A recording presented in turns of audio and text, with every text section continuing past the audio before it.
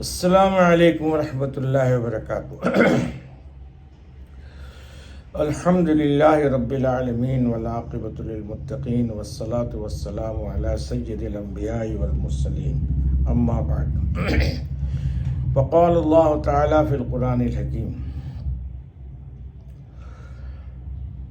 قرآن کریم کی مختصر سی آیت آپ کے سامنے پیش کر رہا ہوں۔ فسبح بحمد ربک وکن من الساجدین واعبد ربک حتی یأتیک الیقین۔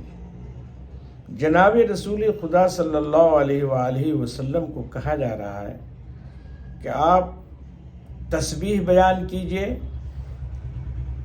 اور سجدہ کرنے والوں میں سے ہو جائیے، واعبد ربک، اور اپنے رب کی عبادت کیجئے، حتی یأتیک الیقین، یہاں تک کہ موت نہ آ جائے۔ یقین کہتے ہیں موت کو۔ دوسری بات یہ ہے کہ جناب رسول خدا صلی اللہ علیہ وسلم کو جب یہ حکم ہو رہا ہے کہ آپ اللہ کی تسبیحات بیان کیجئے اور اللہ تعالیٰ کی عبادت کیجئے اور سجدہ کرنے والوں میں سے ہو جائیے، تو آج کل جو لوگوں کا ایک شیوا بن گیا ہے کہ جمعہ کی نماز پڑھ لی اور عید کی نماز پڑھ لی، بس ہو گیا۔ اور اگر ان سے یہ پوچھا گیا کہ بھائی آپ جو ہے صرف 2 ہی نمازیں پڑھیں، وقت نہیں ملتا ہے، اور کئی لوگ جو نہیں پڑھتے ہیں کہ ہم اللہ کو دل سے یاد کرتے ہیں، تو مولانا شاہ ابرار الحق صاحب نے اس کا بہت اچھا جواب دیا ہے کہ بھائی زبان کو مت استعمال کرو، دل سے کھانا کھا لو، دل کو نکالو اور اس سے کھانا کھانا شروع کر دو۔ نہیں ہو سکتا ہے یہ بات سمجھ میں آ جانی چاہیے۔ دوسری بات یہ ہے کہ جب رسول خدا صلی اللہ علیہ وآلہ وسلم کا آخری وقت آیا تو مسجد جانے میں تکلیف ہو رہی تھی، تو صحابہ اکرام رضوان اللہ تعالی علیہم اجمعین کے کندھے پہ ہاتھ رکھ کے، یعنی صحابہ ان کو مسجد تک لے جاتے تھے، یعنی آخری وقت میں بھی انہوں نے نماز نہیں چھوڑا۔ یہ بات ہو گئی۔ تو آپ اپنے رب کی عبادت کیجئے اور ہو جائیے سجدہ کرنے والوں میں سے، اور اپنے رب کی تسبیحات بیان کیجئے یہاں تک کہ موت کا وقت نہ آ جائے، یعنی موت کے وقت تک آپ عبادت کرتے رہیے۔ یہ بات ان کی زندگی سے ثابت ہوئی کہ حالت نزا کے وقت، یعنی جب آپ کی روح پرواز کے بالکل آخری وقت میں بھی آپ نے جا کے مسجد میں نماز پڑھی، آخری وقت تک۔ انبیاء علیہ السلام کو بھی نماز سے یہ نہیں کہا گیا کہ آپ نہ پڑھیے، یا اللہ تعالیٰ نے کوئی چھوٹ دی ہو، بالکل چھوٹ نہیں دی ہے۔ آپ نے نماز پڑھی، عبادت کیا۔ وَاعْبُدْ رَبَّكَ، اس سے مراد ہے آپ عبادت کیجئے۔ عبادت میں پوری عبادت آ گئی، نماز، روزہ، حج، زکوٰۃ، صدقات، عطیات، دعوت اور فلاح عامہ کا کام سب آ گیا اس میں۔ تو آپ کو یہ اللہ تبارک و تعالیٰ نے کہا ہم ان کے امتی میں سے ہیں، یہ کیسے ہو جائے گا کہ ہمارے لیے چھوٹ ہو جائے گی؟ اور معاف کیجئے گا، آج کل یہ جاہل لوگ، ان کو پیر تو نہیں کہہ سکتے، ان کو شیطان کہتے ہیں۔ یہ لوگ کیا کہتے ہیں کہ ہمیں نماز پڑھنے کی کیا ضرورت، بہت سارے ایسے مل جائیں گے، ہم نماز کیوں پڑھیں، ہم تو نماز کعبہ میں پڑھتے ہیں، ہمیں نماز پڑھنے کی ضرورت ہی نہیں۔ ہم کس طرح سے اللہ اور اس کے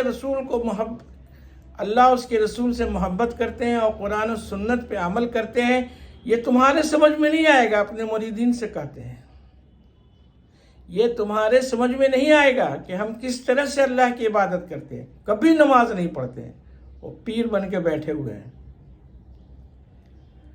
ایک عالم دین کا گزر ایک گاؤں سے ہوا، تو وہاں ایک پیر صاحب جو تھے اڈا بنائے بیٹھے ہوئے تھے۔ اب نماز کا جب وقت آیا تو انہوں نے नमाज के लिए सब लोग खड़े हुए, तो पीर साहब को मौलाना ने कहा कि आप, वो ज़रा देख के चौंक गए। तो मौलाना ने कहा आप नमाज पढ़ाइए। बोले मैं क्यों नमाज पढ़ाऊँगा, या मैं क्यों नमाज पढ़ूँगा, मैं जो हूँ मैं तो काबा में नमाज पढ़ता हूँ। कहा अच्छा है, तो बड़ी खूब बात है। तो वो मौलाना कुछ दिन वहाँ रुक गए, और रुकने के बाद कुछ दिन के बाद जो है वो पीर साहब की दावत की तो सामने जो है खाना उनके रखा गया। बोले यही खाना खिला रहा है मुझे, ये तो सिर्फ सूखे चावल हैं, सिर्फ चावल है ये, इसमें सालन तो है नहीं। अब वो मौलाना बोल रहे हैं कि चावल है इसमें, ये गोश्त है इसमें। बोले दिख ही नहीं रहा है, ये तो सारे का सारा चावल दिख रहा है। मौलाना ने क्या किया था कि बोटियों को बिल्कुल नीचे रखा था, उसके ऊपर चावल रखा था। काफ़ी मुबाहसे के बाद जो है जब उसको उन्होंने कहा अच्छा मैं आपको बताता हूँ कहाँ है, चावल को हटाया और बोटियों को बताया, ये देखिए बोटी नीचे रखी हुई। तो उन्होंने कहा कि मुझे कैसे मालूम।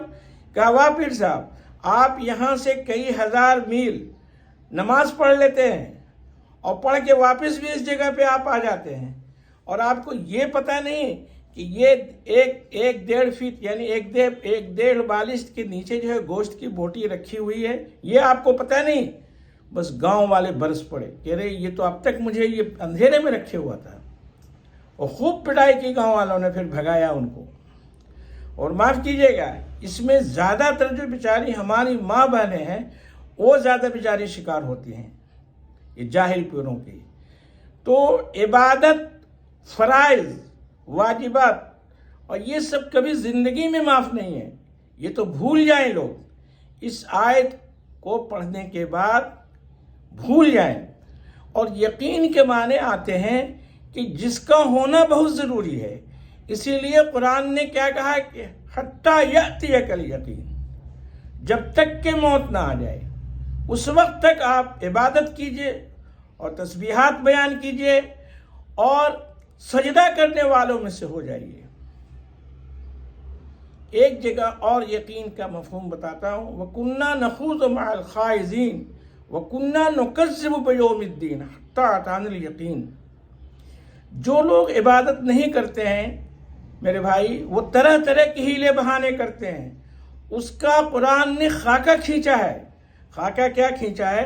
वकुन्ना नखूज़ु मअल खाइज़ीन। जो लोग इबादत से पीछे हटते हैं, कहवा खानों पे, होटलों में, बाज़ारों में बैठ करके और दीन सीखने सिखाने वालों की बुराइयां करेंगे और उन पे तंज़ो मज़ाह करेंगे और तरह तरह के उनके अयूब ढूंढेंगे और कहेंगे, और उनकी छोटी से छोटी गलती को लेकर के वो बोलेंगे कि देखो, अरे ये मौलाना, ये देखो इन्होंने क्या गलती कर दी, क्या फ़ायदा है ऐसी नमाज का। तो एक डॉक्टर अगर किसी को गलत इंजेक्शन दे दे या गलत दवा दे दे तो डॉक्टर के यहाँ जाना छोड़ देंगे? कभी भी नहीं छोड़ेंगे। अगर किसी आलिम दीन ने अगर कोई गलत काम कर दिया है तो इसका ये मतलब नहीं है कि पूरा उलमा का मुआशरा ख़राब है, उसमें अच्छे भी हैं और बुरे भी हैं। आदम अलैहिस्सलाम से लेके अब तक जितने भी उलमाए हक और उलमाए हक भी हुए हैं और उलमाए सू भी हुए हैं, ये बात अपनी जहन में रख लीजिए। अगर कोई इंसान बाज़ार में किसी सामान में धोखा दे दे तो क्या बाज़ार जाना छोड़ देंगे? तो किसी आलिम दीन से अगर कोई लफ्ज़िश या गलती हो गई, इसका ये मतलब नहीं कि हम नमाज पढ़ना छोड़ देंगे। जिस तरह से हम अपनी दुनियावी अगराज़ व मकासिद के खातिर हम बाज़ार जाना या हॉस्पिटल जाना या कोई भी ख़रीद व फ़रोख्त तिजारत नहीं बंद कर देते हैं, हालांकि कई बार बड़े बड़े धोखे हो जाते हैं, लेकिन हम बंद नहीं कर देते हैं क्योंकि हमें इसकी ज़रूरत है। तो मेरे भाई, हमें भी इसकी ज़रूरत है कि हम इबादत करें और हम नमाज पढ़ें, सदक़ात दें, अतियात दें। जब रसूलुल्लाह सल्लल्लाहु अलैहि वसल्लम को माफ़ी नहीं है तो हमें कहाँ से होगी? और कुरान ने इसका खाका खींचा है कि उस दिन को याद करो, वकुन्ना नखूज़ु मअल खाइज़ीन। ऐसी होटलों पे और कहवा खानों पे और बाज़ारों में ऐसी बातें करते रह जाओगे। वकुन्ना नुकज़्ज़िबु बियौमिद्दीन, और अल्लाह की बातों को झुठलाते रहोगे, यहाँ तक कि क्या हो जाएगा, वकुन्ना नुकज़्ज़िबु बियौमिद्दीन हत्ता अतानल यकीन, कि ये तो मैं अभी कर ही रहा था, बाजार में घूम रहा था, कहवा खाने में कहवा पी रहा था, होटल में खाना खा रहा था, कि अचानक मौत आ गई, अब तो हम कुछ भी नहीं कर सकते। तो इस दिल से बचने के लिए इस आयत को हम अपना वो बना लें कि देखें, जब जनाब रसूल खुदा सल्लल्लाहु अलैहि वसल्लम अपनी उम्र के आखिरी अय्याम तक दीन के फ़राइज़ को अंजाम देते रहे, तो हमें कहाँ से छुटकारा मिल जाएगा? हमें बिल्कुल नहीं मिलेगा, और हमें बिल्कुल माफ़ी नहीं मिलेगी। ये बात अपनी ज़हन में रख लें। और अल्लाह ताला ने कितना बड़ा मकाम रखा है औरतों का, क्या आया है, वक़र्न फ़ी बुयूतिकुन्ना वला तबर्रजन तबर्रुजल जाहिलियतिल ऊला वाक़िम्नस्सलात वातीनज़्ज़कात वातीनल्लाह व रसूला। औरतों के लिए बेहतर यही है कि वो घरों में रहे और घरों ही में नमाज पढ़े और घरों ही से ज़कात अदा करें और अल्लाह और उसके रसूल की इताअत अपने घर ही में करें। कोई उनके सवाब में कमी नहीं आएगी, कोई कमी नहीं आएगी। अगर एक इंसान जिहाद पे गया और एक इंसान किसी मजबूरी के तहत नहीं गया, माजूर है, बीमार है, तो अल्लाह ताला उसके अजर में कोई कमी नहीं करेंगे। अगर वाकई में मजबूर है तो मेरे भाई, आज मैं इस आयत के इस तफसीर पे अख्तिताम करता हूँ। और मैं बारहा कहता हूँ कि अक्सर हजरात हमारे वीडियो को सुनते हैं और अपना कीमती वक्त निकालते हैं। मैं उन हजरात से गुजारिश कर रहा हूँ कि वो हमारे जब इस अल्लाह उसके रसूल की बात सुनते हैं तो कम से कम हमारे चैनल को सब्सक्राइब ज़रूर कर दिया करें, ताकि हमारी मेंबरशिप बढ़े और हमारी मेहनत जो है अल्लाह ताला इसको कबूल करे। आपके थोड़े से बटन दबा देने से सब्सक्राइब का मेरा बहुत बड़ा फ़ायदा हो जाएगा। इस बात का आप ज़रूर ख्याल रखिए। अल्लाह ताला कहने सुनने से ज़्यादा अमल करने की तौफीक अता फरमाए। वमा अलैना इल्लल बलाग।